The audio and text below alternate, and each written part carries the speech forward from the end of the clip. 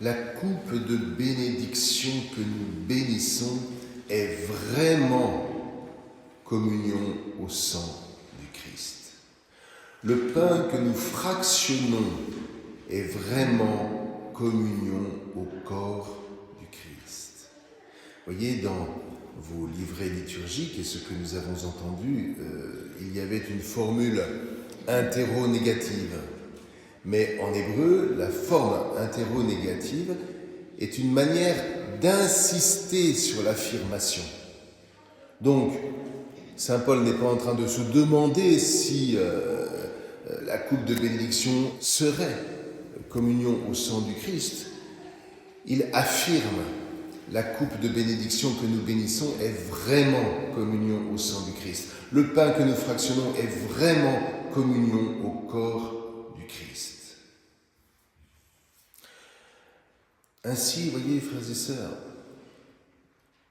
par ce qu'on appelle le Saint-Sacrement. Sacrement veut dire mystère. Donc, par le saint mystère du corps et du sang du Christ, nous retrouvons cette communion tant désirée par Dieu et que le péché nous fait perdre. Une communion qui déploie en nous la faculté de vivre du Christ, la faculté de suivre le Christ, la faculté d'imiter le Christ. Il ne suffit pas, frères et sœurs, que nous disions que nous vivons comme le Christ, comme si le Christ n'était qu'un modèle. Si le Christ n'est qu'un modèle, s'ils ne sont valables que les valeurs du Christ, nous n'avons pas besoin du Saint-Sacrement. Il s'agit de vivre du Christ, frères et sœurs, du Christ qui est Dieu, c'est-à-dire qu'il est cet être qui n'est que pur service, aimé dans le langage du Nouveau Testament, comme de l'Ancien d'ailleurs, se traduit par servir. À quoi est-ce que je vois que tu aimes véritablement? Ce n'est pas au sentiment qui t'habite, ce n'est pas à l'émotion qui t'habite, c'est au service franc que je te vois vivre. Et ce service-là, vous voyez, il signifie que je vis vraiment de la vie que fait couler en moi l'être qui est Dieu. On va donner un exemple simple. Aimer son épouse. Normalement, en langage chrétien, dans la puissance du sacrement du mariage, c'est vivre en communion avec elle. Et ce n'est pas simplement vivre comme elle.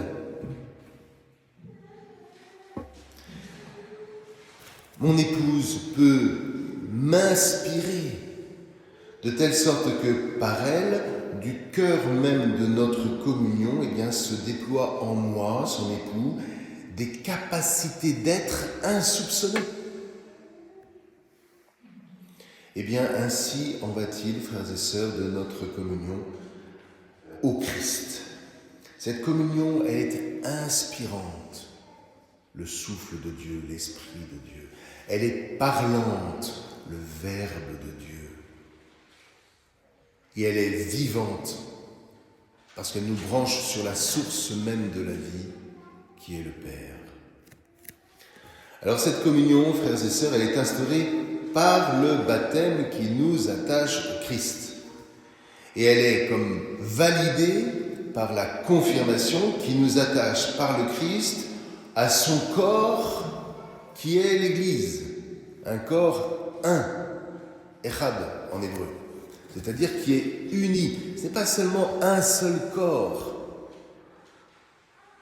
C'est un corps qui vit de cette communion au Christ.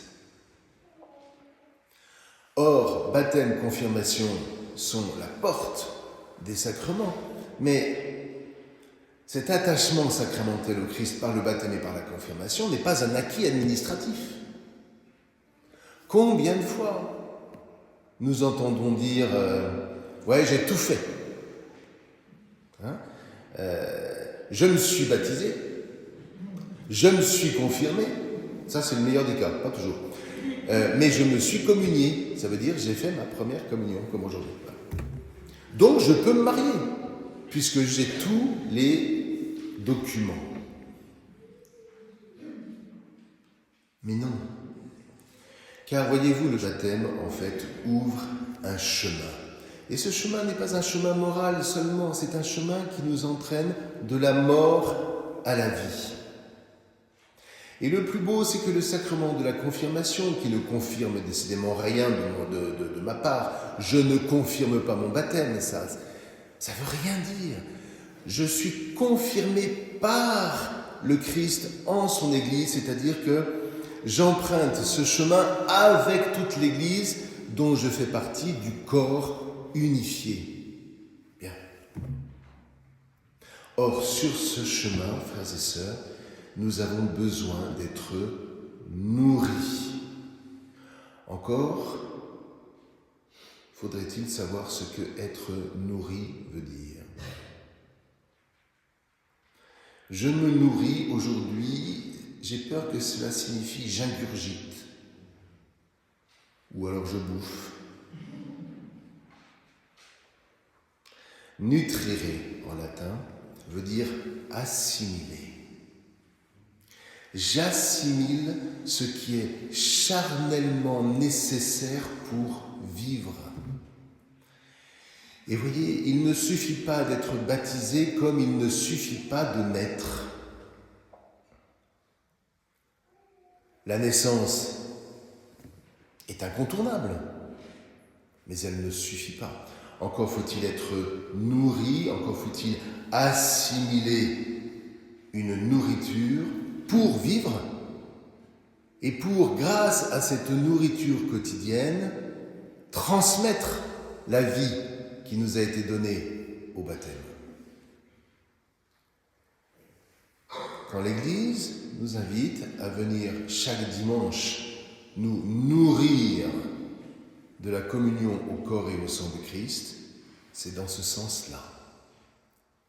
Je ne peux pas me dire chrétien du seul fait que je sois baptisé. Mais il faut encore aller plus loin, frères et sœurs, et cette fête du Saint-Sacrement en est l'occasion.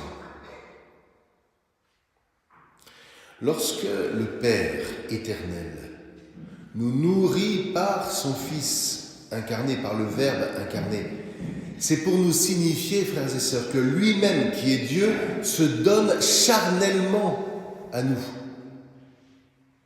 Ça veut dire qu'il se donne viscéralement à nous. Il me semble que des parents devraient entendre ces mots mieux que quiconque. Vous voyez, quand vous dites « mes enfants sont ma chair », quand vous dites « je les nourris », ça veut dire quoi? Ça veut dire que vous les nourrissez charnellement, quelque part vous les nourrissez de vous, de vous-même. Vous vous mettez à leur service, et un service inconditionnel. Vous ne vous contentez pas de leur faire des plateaux repas que vous leur filez en les passant sous la porte de leur chambre pour qu'ils bouffent. Ça ne marche pas. Vous voyez? Eh bien là, vous voyez, on touche au vrai spirituel. Car le spirituel, quand on est chrétien, est avant tout charnel. Il est viscéral. Sans quoi ce spirituel est idolâtre. Il est extérieur à moi. Et donc, ce que je contemple dans le corps et le sang sacramentel, c'est-à-dire dans le mystère de ce corps et de son sang qui m'est donné en nourriture à travers le pain et le vin consacré, ce que je contemple, c'est à quel point Dieu est cet être éternel qui se donne à moi charnellement, pour que j'ai en moi la vie charnelle en surabondance. Et dès lors, nourri par Dieu, nourri de la chair même de Dieu, je passe de la mort à la vie. Et le plus beau, frères et sœurs, c'est que cette nourriture me sera encore donnée dans la vie éternelle. car dans la vie éternelle, j'aurai encore besoin d'être nourri. C'est ce que les prophètes comme Isaïe disent bien. Le royaume de Dieu sera un festin. Car nous aurons toujours besoin d'être nourris.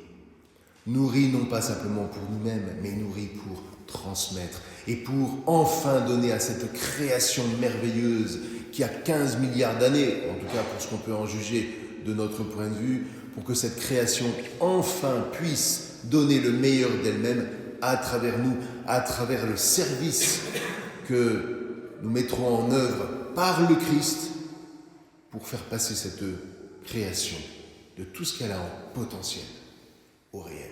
Et il me semble que pour cela, nous n'aurons pas trop de l'éternité.